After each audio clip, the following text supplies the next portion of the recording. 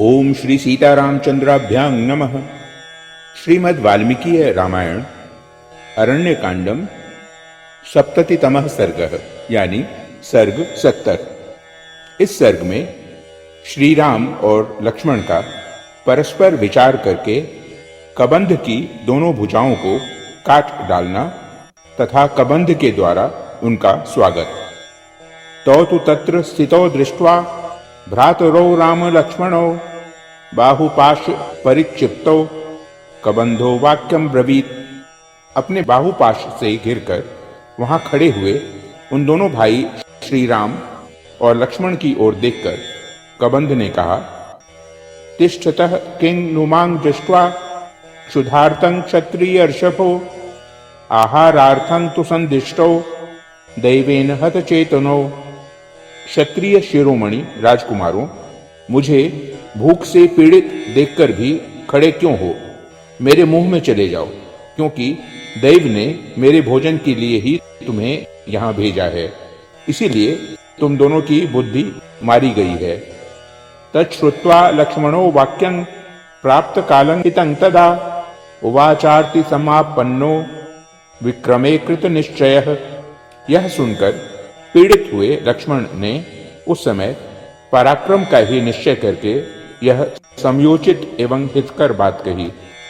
त्वां चमां च पुरा तूर्ण मादत्ते राक्षसाधमः तस्माद् सिद्ध्यामस्याशु बाहु छिंदावहे गुरु। भैया, यह नीच राक्षस मुझको और आपको तुरंत ही मुंह में ले ले, इसके पहले ही हम लोग अपनी तलवारों से इसकी बड़ी बड़ी बाहें शीघ्र ही काट डालें। भीषणोऽयं महाकायो राक्षसा भुज विक्रमः लोकं यतिजितं कृत्वा यावान् हन्तुमिच्छति। यह महाकाय राक्षस बड़ा भीषण है, इसकी भुजाओं में ही इसका सारा बल और पराक्रम निहित है। यह समस्त संसार को सर्वथा पराजित सा करके अब हम लोगों को भी यहाँ मार डालना चाहता है। निश्चेष्टानां वधो राजन कुत्सितो जगति पतयः क्रतुमध्योपनीतानां पशूनामिव राघव। राजन रघुनंदन, यज्ञ में लाए गए पशुओं के समान निश्चेष्ट प्राणियों का वध राजा के लिए निंदित बताया गया है, इसीलिए हमें इसके प्राण नहीं लेने चाहिए, केवल भुजाओं का ही उच्छेद कर देना चाहिए।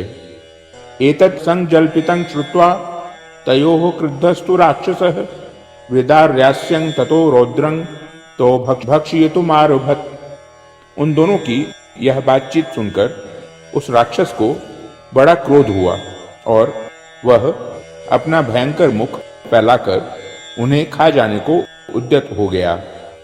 ततस्तौ देश कालज्ञौ खड्गाभ्यामेव राघवो अच्छिदन्तां सुसंहृष्टौ बाहु तस्यांश देशतः।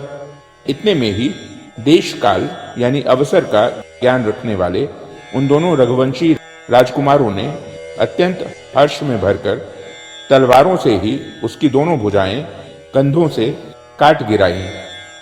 दक्षिणो दक्षिणं बाहु मसक्तमसिना ततः चिच्छेद रामो वेगेन सव्यं वीरस्तु लक्ष्मणः। भगवान श्री राम उसके दाहिने भाग में खड़े थे। उन्होंने अपनी तलवार से उसकी दाहिनी बाह बिना किसी रुकावट के वेग पूर्वक काट डाली तथा वाम भाग में खड़े वीर लक्ष्मण ने उसकी बाईं भुजा को तलवार से उड़ा दिया। सपपात महाबाहुष छिन्न बाहुर्महास्वनः खं च गां च दिशश्चैव नादयन् जलदो यथा। भुजाएं कट जाने पर वह महाबाहु राक्षस मेघ के समान गंभीर गर्जना करके पृथ्वी, आकाश तथा दिशाओं को गुंजाता हुआ धरती पर गिर पड़ा। स निकृतो भुजो दृष्ट्वा शोणितौघ परिप्लुतः दीनः पप्रच्छ तौ वीरौ को युवामिति दानवः। अपनी भुजाओं को कटी हुई देख खून से लथपथ हुए उस दानव ने दीन वाणी में पूछा, वीरों, तुम दोनों कौन हो? इति तस्य ब्रुवाणस्य लक्ष्मणः शुभ लक्षणः शशंस तस्य काकुत्थं कबंधस्य महाबलः। कबंध के इस प्रकार पूछने पर शुभ लक्षणों वाले महाबली लक्ष्मण ने उसे श्री रामचंद्र जी का परिचय देना आरंभ किया। अयमिक्ष्वाकुदायादो रामो नाम जनैः श्रुतः तस्यैवा वरजं विद्धि भ्रातरं मां च लक्ष्मणम्। ये इक्ष्वाकु वंशी महाराज दशरथ के पुत्र हैं और लोगों में श्री राम के नाम से विख्यात हैं। मुझे इन्हीं का छोटा भाई समझो। मेरा नाम लक्ष्मण है। मात्रा प्रतिहते राज्ये रामः प्रव्राजितो वनम मया सह चरत्तेष भार्यया च महद्वनम्।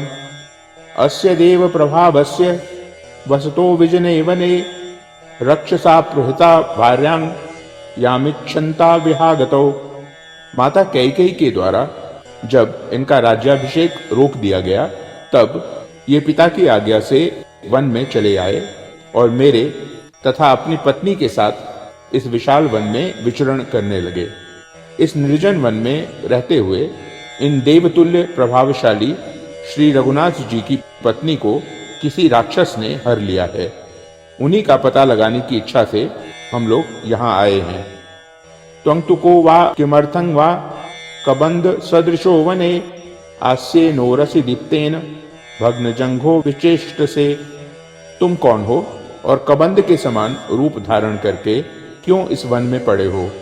छाती के नीचे चमचमाता हुआ मुंह और टूटी हुई जंघा यानी पिंडली लिए तुम किस कारण इधर उधर लुढ़कते फिरते हो? एव मुक्तः कबंधस्तु लक्ष्मणेनोत्तरं वचः उवाच वचनं प्रीत स्तदिन्द्र वचनं स्मरण। लक्ष्मण के ऐसा कहने पर कबंध को इंद्र की कही हुई बात का स्मरण हो आया। अतः उसने बड़ी प्रसन्नता के साथ लक्ष्मण को उनकी बात का उत्तर दिया। स्वागतं वां नर व्याघ्रो दिष्ट्या पश्यामि वामहं दिष्ट्या क्षेमो निकृतो मे युवाभ्यांग बाहुबंधनौ। पुरुष सिंह वीरों, आप दोनों का स्वागत है। बड़े भाग्य से मुझे आप लोगों का दर्शन मिला है। ये मेरी दोनों भुजाएं मेरे लिए भारी बंधन थी। सौभाग्य की बात है कि आप लोगों ने इन्हें काट डाला। विरूपं यच्च मे रूपं प्राप्तं यविनयादि यथा तन्मे शृणु नर व्याघ्र तत्वतः शंसतस्तव। नर श्रेष्ठ श्री राम, मुझे जो ऐसा कुरूप रूप प्राप्त हुआ है यह मेरी ही उद्दंडता का फल है। यह सब कैसे हुआ वह प्रसंग मैं आपको ठीक ठीक बता रहा हूँ, आप मुझसे सुने। इत्याशे श्रीमद् रामायणे वाल्मीकिये आदि काव्ये अरण्यकांडे सप्ततितमः सर्गः।